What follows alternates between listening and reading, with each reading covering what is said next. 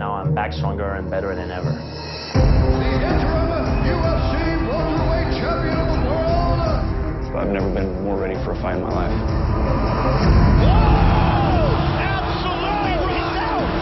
The great thing about UFC 154 is not only will we have the welterweight championship, we're going to come out of that with the next #1 contender as well. Martin Kampmann, huge knees in the clinch for the Hitman. I'm going to keep knocking dudes out and beating them up until I get the title.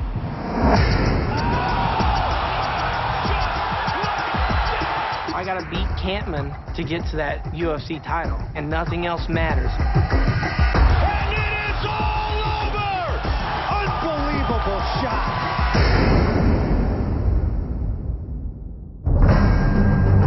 Welterweight champion George St-Pierre returns to take on interim champ and teammate Carlos Condit. Comeback king Martin Kampmann challenges heavy-handed contender Johnny Hendricks.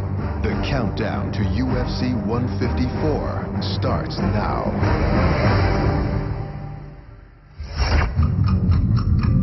mean, this is crazy. This is I believe it's crazy. I don't know what to say. No excuse. In September of 2011, chaos reigned in Las Vegas.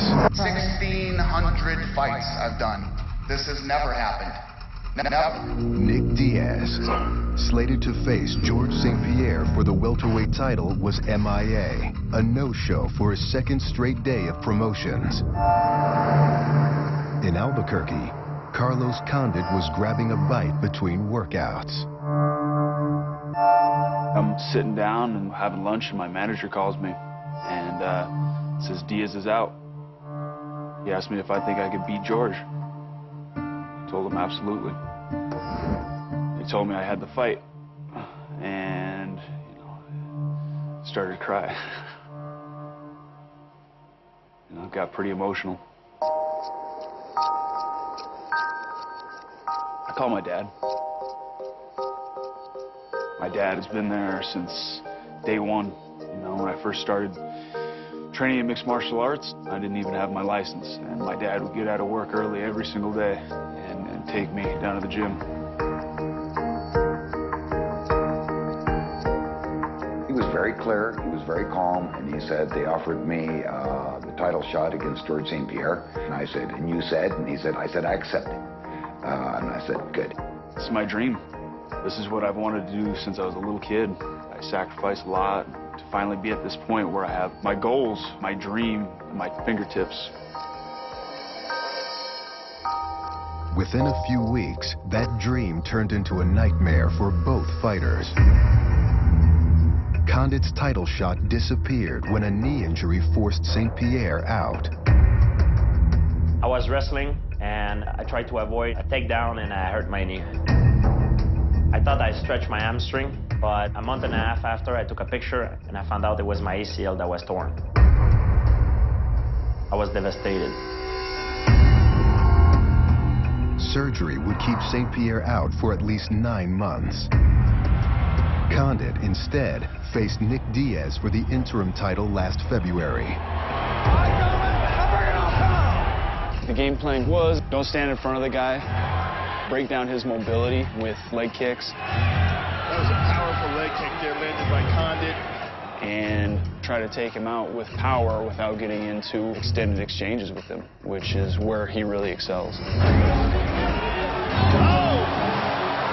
combination by Carlos Condit. The work I did in the first and second round really started to pay dividends. Carlos is doing a really good job of evading Nick's strikes and landing his own. Right by hand by Condit, the head kick. His mobility was affected quite a bit. I was fighting a different fight than he expected. The interim UFC welterweight champion of the world, Carlos Condit. I was elated, man. I was really emotional. I'm an emotional guy, man. I sacrificed a lot. My family sacrifices a lot for me to do what I do. For that to culminate in a chance to hold the interim belt was huge. Instead of defending the interim belt, however, Condit waited for St-Pierre's return. I I took a lot of criticism for not fighting somebody else in the meantime. I would have loved to have fought another one of the top contenders in the division, but I have to be smart. To fight George and to beat George will legitimize my claim to the UFC belt. George St-Pierre is the champion, and until I beat George, I'm just the placeholder, I guess. While Condit's patience was being put to the test, St-Pierre's knee injury was testing him in every way imaginable. The hardest part to being out for so long is to be inactive, to be unable to do what you like to do for a living. You realize that health is the most important thing in the world. You can have money, but you don't have health, it's useless. When you're injured and you're sidelined, time flows by and people are winning fights, people are gaining momentum on their end. On August 28th, good news finally arrived. When I got a green light from the doctor that I was able to start training again, I was very excited. I knew that this would be the biggest challenge of my whole career, because not only I have to fight the toughest opponent I ever fought, I have to come back from a long layoff as well. In preparation for Condit, GSP is taking his training to new heights. Gymnasts are the most athletic athlete in the world. That's it. The wide house. All the muscles that he doesn't work in martial arts, he's going to be working here. I do ground gymnastic, rings, parallel bar, everything. Good. Abs of steel. He's really powerful. So all the skills that require power or strength, he's really good at it and he's loving it. Good job. Today I did, for the first time of my life, a cartwheel followed by a back somersault. I was very proud. It's the first time I did that. Can I see the camera?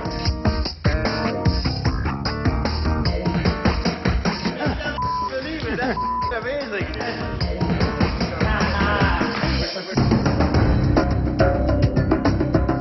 I do a lot of sprinting. Push! Sprinting helped me for my nervous system, for my time reaction, and also my explosivity. Physically, there is nothing that I can't do now that I was able to do.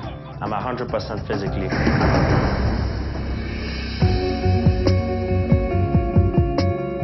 I feel like I'm starting all over again. This long time helped me reconsider everything that I was doing. I cleared my head, and now I'm back stronger and better than ever.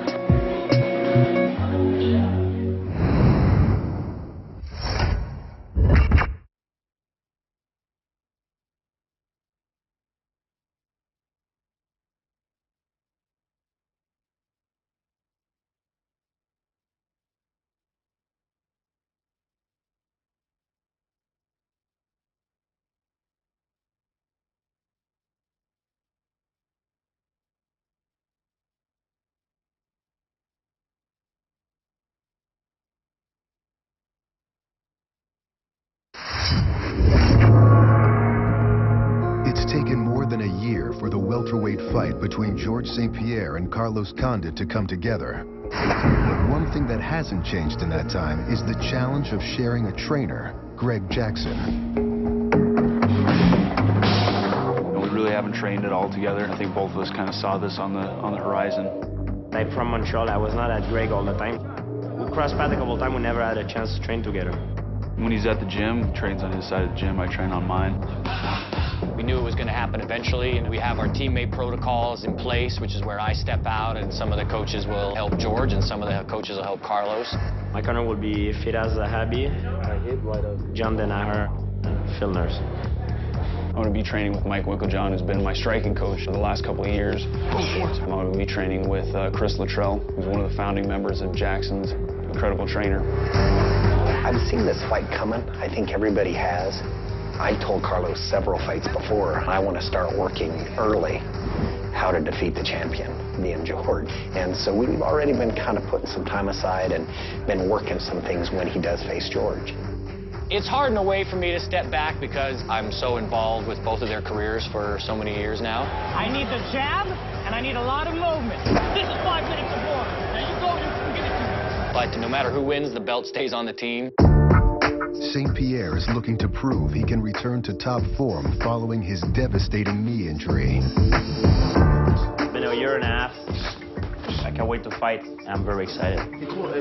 I'm back better than ever, and all those people that doubt me, they're gonna have a big reality check.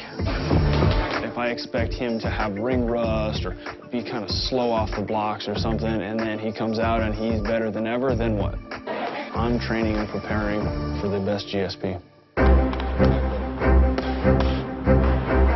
Carlos Condit is a very difficult person to plan. He's got an equal number of knockout and submission. He's very well-rounded and unpredictable.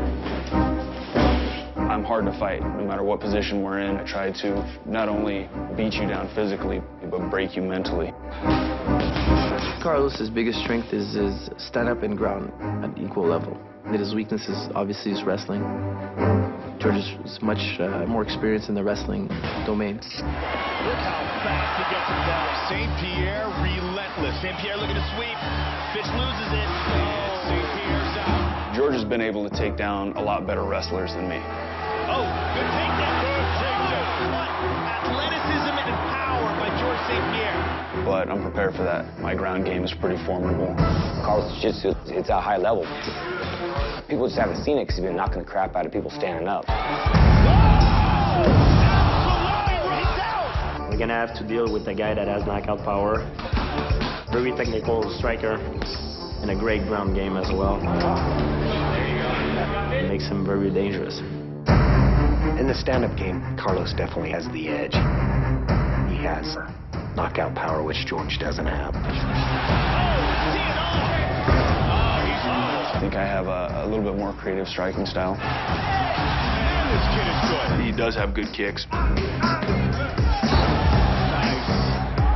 He's no slouch in striking game himself.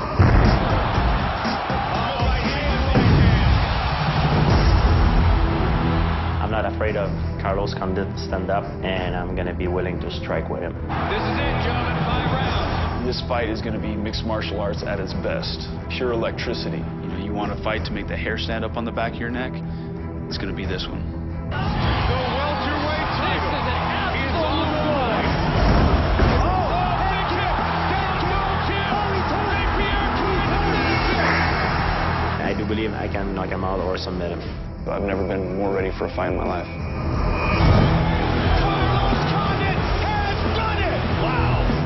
I'm leaving the Octagon as the undisputed UFC welterweight champion.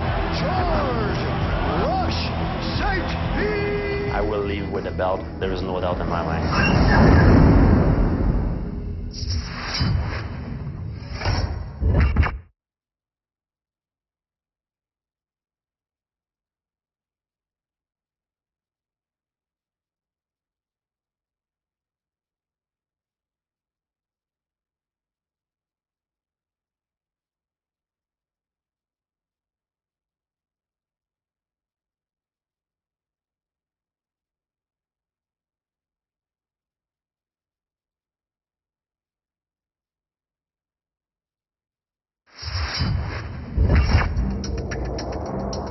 The great thing about UFC 154 is not only will we have the welterweight championship situation cleared out, we're probably going to come out of that with the next #1 contender as well. It is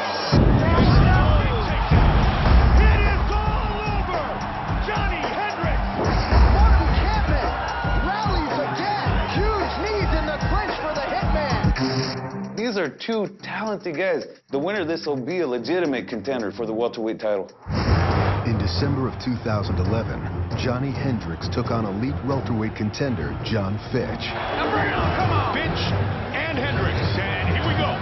Everybody was counting me out. They say you shouldn't be fighting somebody like John Fitch. So I got fed up with him. I was like, you know what? I'm tired of this. Just let me hit him as hard as I can one time.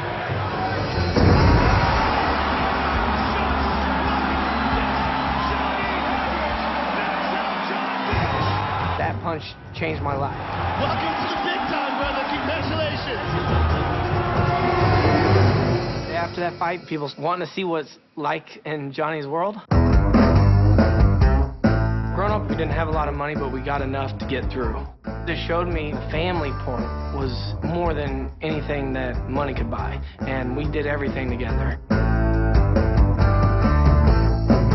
My dad hunted and fished a lot, and ever since I was little, we'd go catfishing, every weekend almost.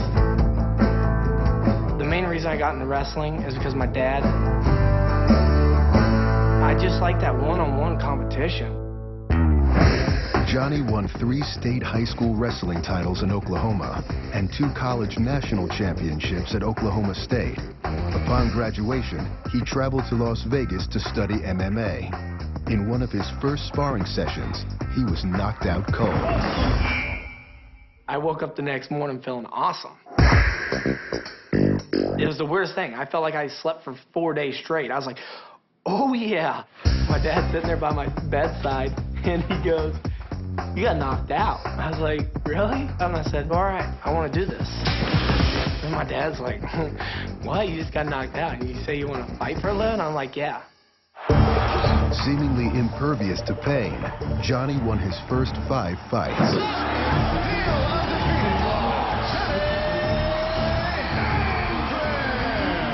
I had my nose broken in a fight, bleeding everywhere, and first thing I could think of is start smiling. Oh! Big straight right from Haskins. Johnny Hendricks took it, he's smirking and laughing.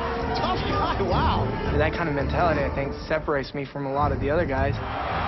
My first UFC fight with Amir Sadallah, I fractured my hand 2 weeks before the fight.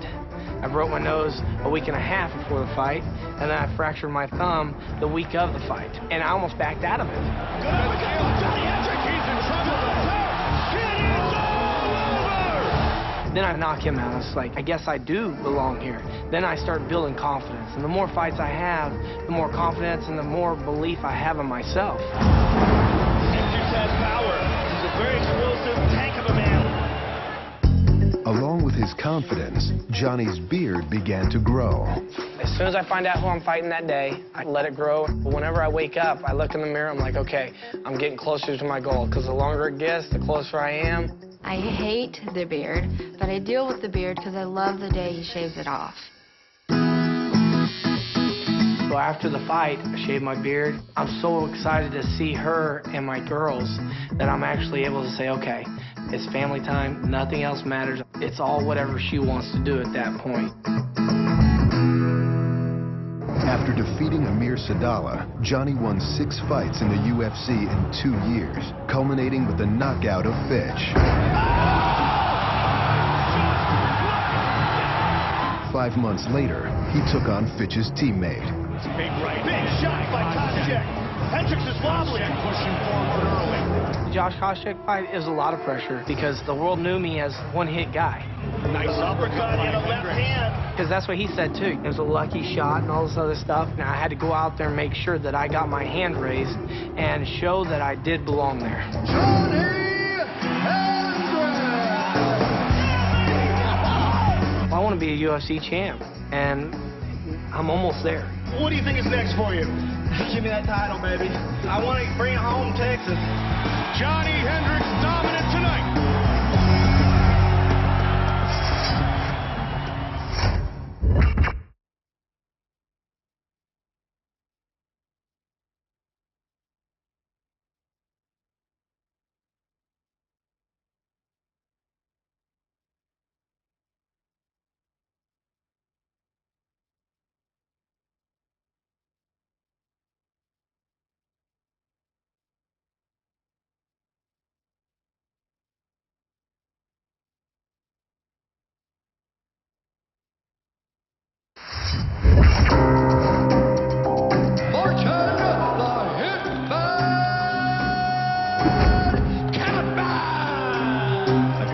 Nicknamed the Hitman from Danish MMA reporter because I always thought I was cool and collected.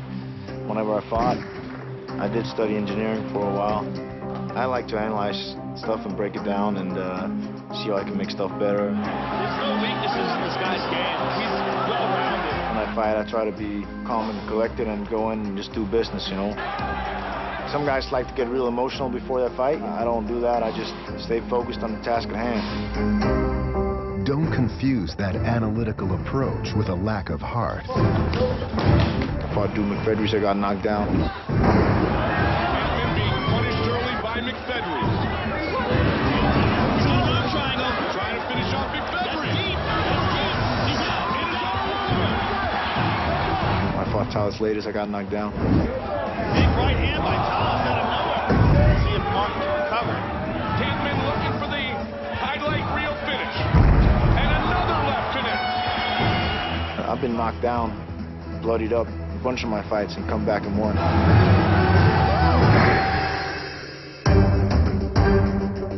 Kampmann continued to battle back from adversity in his last 2 fights, starting with Thiago Alves in March.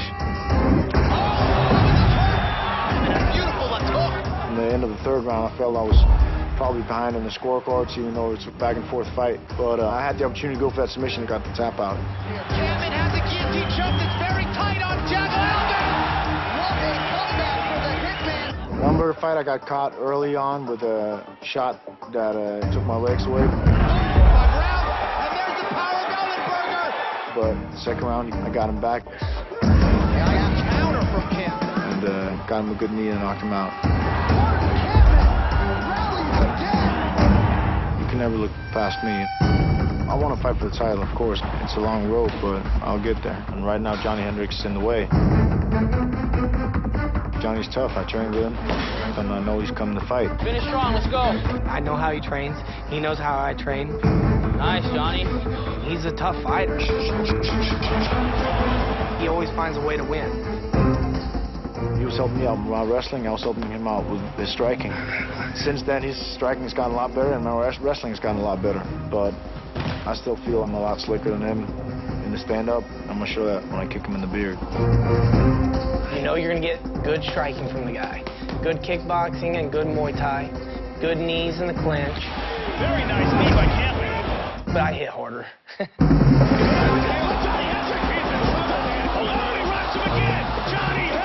I definitely got to watch out for his big left hand. But I actually like fighting southpaws when I feel confident that I can beat his ass standing and defend the takedown. Nice takedown defense. He's got ground game. He's very good on top. He's got a nasty guillotine. Anytime you shoot on him, he's going to go for that guillotine and try to take your head off. Kampmann guillotine. He's got it in tight. Martin Kampmann, rear naked choke. I've worked hard and I beat some tough dudes to get my title shot, and I'm going to knock his ass out to get it. So I got to beat Kampmann to get to that UFC title. I got to win no matter what.